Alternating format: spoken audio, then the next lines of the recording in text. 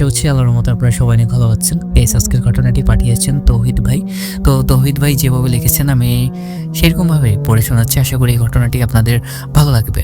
আসসালামু আলাইকুম নীরব ভাই, আমার নাম তৌহিদ হাসান, গ্রাম বড়ধুল, ইউনিয়ন বড়ধুল, উপজেলা কামারখন্ড, জেলা সিরাজগঞ্জ। আমি আপনার প্রতিদিনই ভিডিও দেখি, আপনার ভিডিওগুলো আমার অনেক ভালো লাগে, তাই ভাবলাম আপনাকে একটা ঘটনা শেয়ার করি। যদি ঘটনাটি ভালো লেগে থাকে তাহলে অবশ্যই আপনি শেয়ার করবেন। তো ঘটনায় যাই। আমাদের বাড়ির পাশে আছে এক রহস্যময় ডোবা, যার নাম কামনার ডোবা। আমাদের গ্রামের সবাই এই ডোবার ভয় পায়, কারণ সেখানে বহু রহস্যময় ঘটনা ঘটেছে যেগুলোর ব্যাখ্যা কারো জানা নেই। এই ডোবার ইতিহাস নিয়ে নানা রকম কথা প্রচালিত আছে। সবচেয়ে ভয়ঙ্কর কথা হলো ডোবার গভীরে বাস করে এক পিশাচ জিন, যে তার রাজত্ব রক্ষা করতে চায়। রাশেদ আমার চাচাতো ভাই এসব গল্প বিশ্বাস করতো না, সে বরং এগুলো নিয়ে হাসাহাসি করত। এক রাতে বন্ধুরা মিলে বাজি ধরে সে চ্যালেঞ্জ নিল, সে কামলার ডোবার ধারে গিয়ে 1 ঘন্টা কাটিয়ে আসবে। রাত তখন 12টা ছুঁই ছুঁই। আমরা সবাই দূর থেকে তাকিয়ে আছি। রাশেদ ডোবার পাড়ে গিয়ে দাঁড়ালো। প্রথমে সবকিছুই স্বাভাবিক লাগছিল, কিন্তু মিনিট 10 মাথায় সে হঠাৎই থমকে দাঁড়ালো। তার চোখ দুটো স্থির, মুখের সব রক্ত যেন শুকিয়ে গেছে। তারপর সে বিকট এক চিৎকার দিয়ে ডোবার পানিতে ঝাঁপিয়ে পড়ল। আমরা সবাই আতঙ্কে চিৎকার করে উঠলাম। কেউ কেউ দৌড়ে গেল, কিন্তু রাশেদকে পাওয়া গেল না। 1 ঘন্টা পর সে নিজের থেকেই উঠে এলো, কিন্তু সে আর আগের মতো ছিল না। তার চোখ ফ্যাকাশে, ঠোঁট শুকনো, চেহারায় এক বিকট হাসি।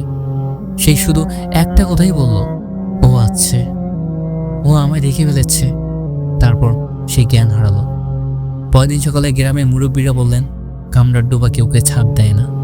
আমরা জানতে পারলাম বহু বছর আগে এক বিধবা নারীকে জমিদার হত্যা করে এই ডোবায় ফেলে দেয়। সেই রাতে নাকি আকাশ কালো হয়ে গিয়েছিল, বজ্রপাত হয়েছিল একের পর এক।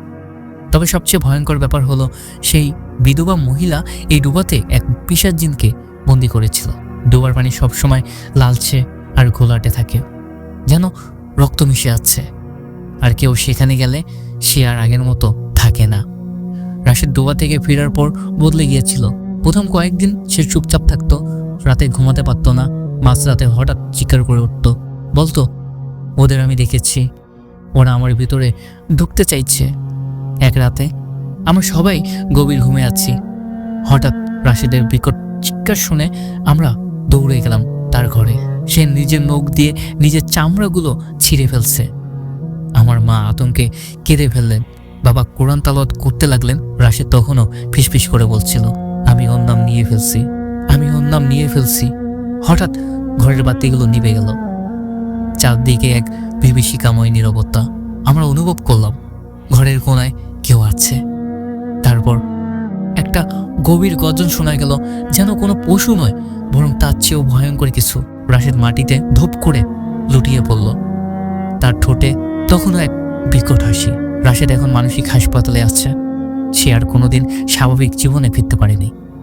আর কামনার ডোবা এখনও পূর্ণিমার রাতে গ্রামের কেউ ওদিকে যায় না, কারণ সেদিন যারা কামনার ডোবার কাছে যায় তারা হয়তো আর মানুষ থাকে না, হয়তো তারা অন্য কিছুতে পরিণত হয়। আপনি কি এই গল্পে বিশ্বাস করলেন, নাকি একদিন আপনি নিজেই কামনার ডোবার ধারে কাছে গিয়ে সত্যিটা দেখতে চান?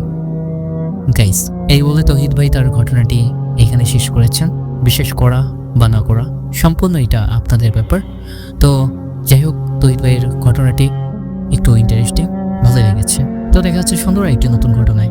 আল্লাহ হাফেজ।